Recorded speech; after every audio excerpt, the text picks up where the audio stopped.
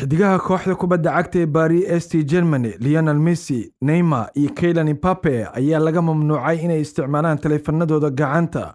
waqtiyada ay wax cunayaan, waxaana haddii lagu qabtay iyagoo isticmaalaya ay mutaysan doonaan ciqaab adag. Tababaraha cusub ee kooxda PSG, Christophe Galtier, ayaa ku soo rogay sharci cusub oo aan hore ugu jirin gudaha kooxda reer Faransa, kuwaas oo ay dhammaan ciyaartoydu ku qasban yihiin inay u hoggaansamaan. Galtier oo bedelay hogaamiyihii hore ee kooxdan Mauricio Pochettino oo sanadii bar kooxda PSG maamulayay, ayaa waxa uu xilli ciyaareedkan ku soo laaban doonaa garoomada iyagoo uu hogaaminayo kooxdan. Galtier oo ka mid ah tababarayaasha ugu tayada fiican horyaalka Ligue 1 ee dalka Faransiiska.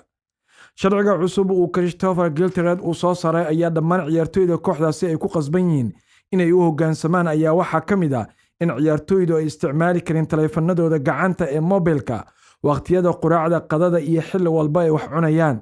Waxaa kaloo uu ku soo rogay in dhammaan ciyaartoyda iyo shaqaalaha tababarku ay hal meel cunnada, quraacda iyo qadada ku wada cunaan, oo ah halka la yiraahdo garoonka tababarka ee kooxda, oo la ogsoon yahay in saacado badan ay wada joogaan. Ciyaartoyda ayaa lagu amray in ay garoonka tababarka ay yimaadaan inta u dhaxaysa 8:30 daqiiqo ilaa iyo 8:45 am,